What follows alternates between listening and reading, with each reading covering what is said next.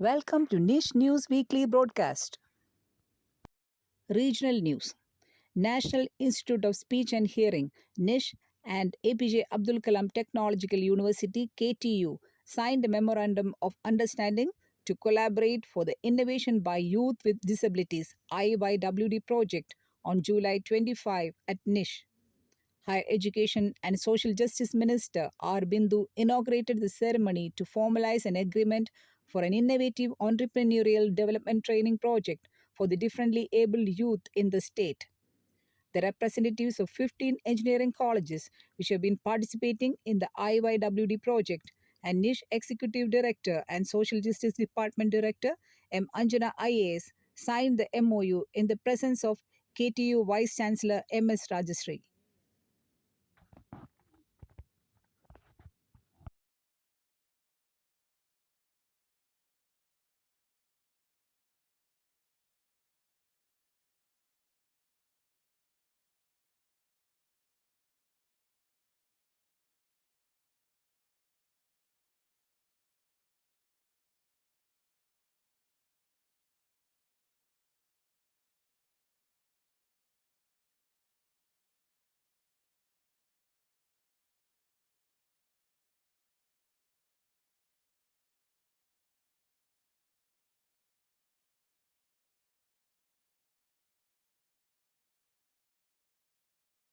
The General Education Department will take across Satyameva Jayate, a digital literacy campaign on safe use of internet to all regular high secondary and vocational high secondary students under the department and those pursuing their high secondary education through SCOL Kerala, State Council for Open and Lifelong Education.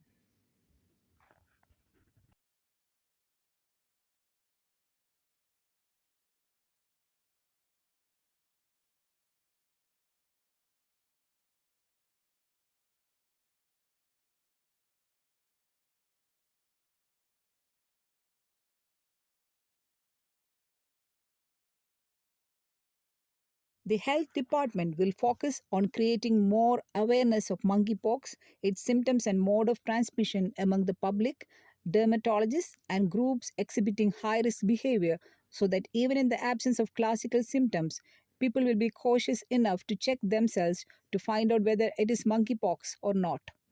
All three cases of monkeypox detected in Kerala so far are imported cases, and in all these cases, the patients had the classical symptoms of fever with lesions soon following.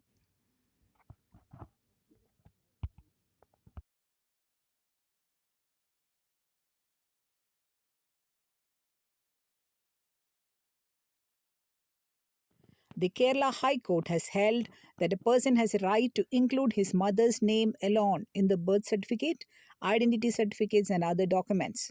The court made the ruling recently while allowing a petition filed by a man seeking to remove his father's name from the birth register maintained by the Office of the Registrar of Birth and Deaths, Pathanamthitta Municipality, and include his mother's name.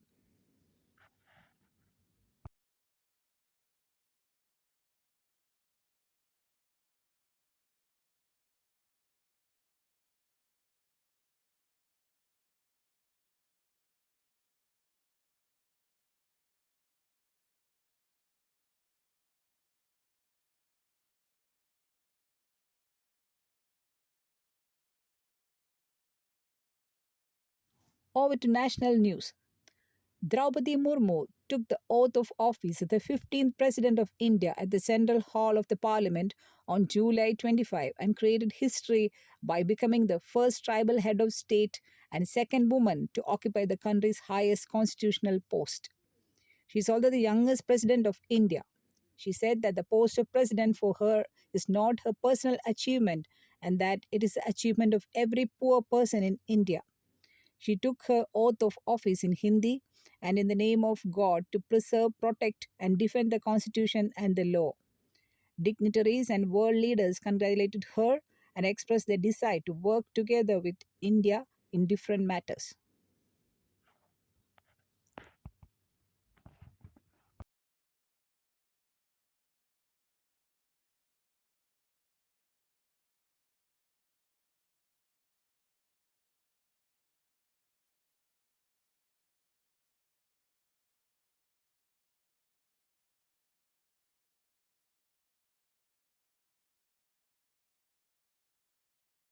Fresh floods in Godavari, occurring for the second time in 15 days, have been creating tension among the residents in the low lying areas of Eluru and West Godavari districts of Andhra Pradesh.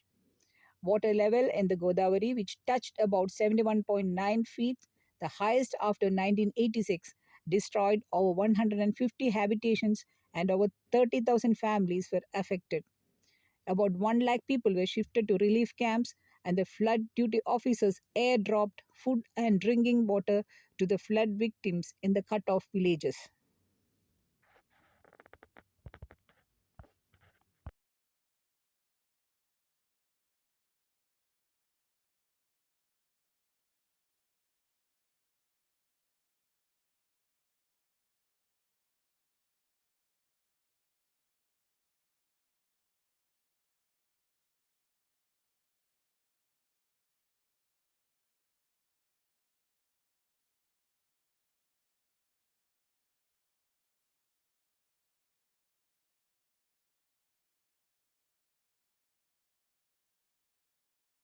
Over to international news.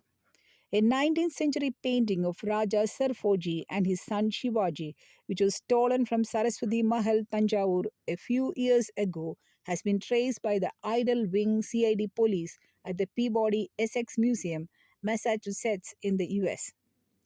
The painting was purchased in 2006 from an international antiquities dealer, Subhash Kapoor, who was arrested by Tamil Nadu police in 2011 on charges of smuggling several antiquities and artifacts. A case against Subhash, who is mastermind, has been charged, according to the police. Steps are being taken to bring back the famous painting to Saraswati Mahal after providing the ownership through documents.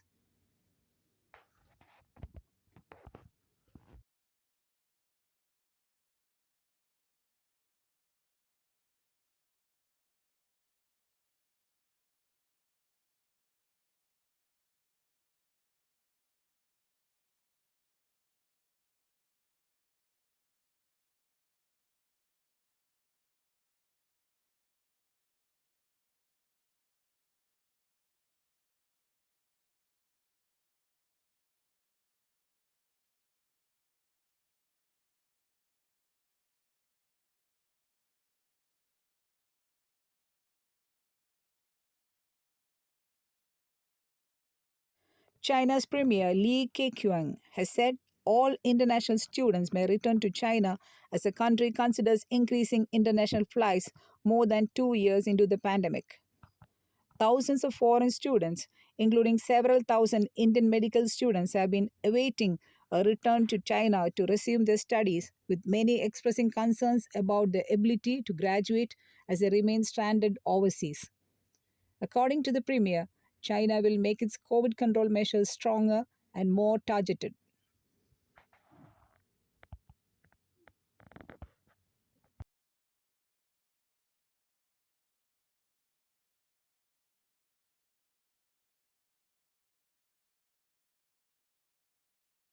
Sports news. Olympic champion Neeraj Chopra made history winning the javelin silver at the World Athletics Championship in Eugene, Oregon on July 23rd. Neeraj's 88.13 fourth attempt made him the country's first ever silver medalist and the first male medalist at the World Championship. Grenada's defending world champion Anderson Peters retained his title with a massive 90.21-meter opening throw and won the gold, while Czech Republic's Jakub Valjeja won the bronze medal with his 88.09 throw.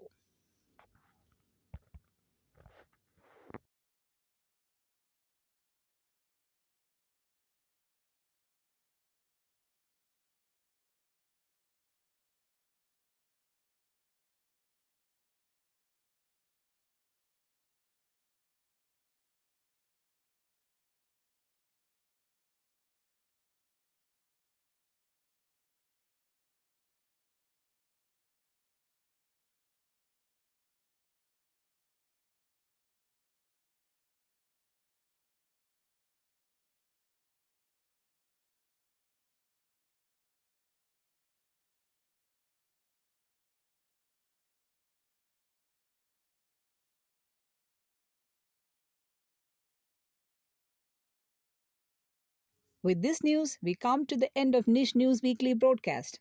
I am Mona Shah, ISL faculty at NISH, signing the news for you along with Ms. Sylvie Maximena, NISH faculty. See you again next week. Thank you.